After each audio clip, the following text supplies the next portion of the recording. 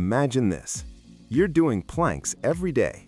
Your body is shaking and you feel the burn, but weeks pass and nothing changes. Most people are doing planks completely wrong. When your hips rise too high, your core stops working properly. Keep your body in a straight line from head to heels. When your hips drop too low, it puts pressure on your lower back. Tighten your core and keep your body stable. Looking forward during a plank creates tension in your neck.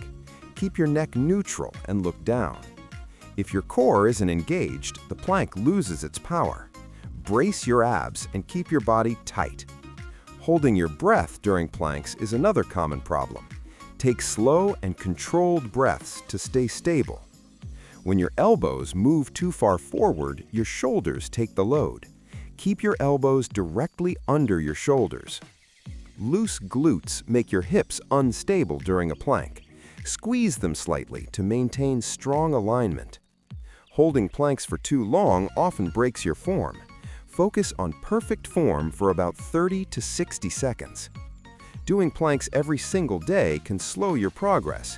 Your muscles need time to recover and grow stronger.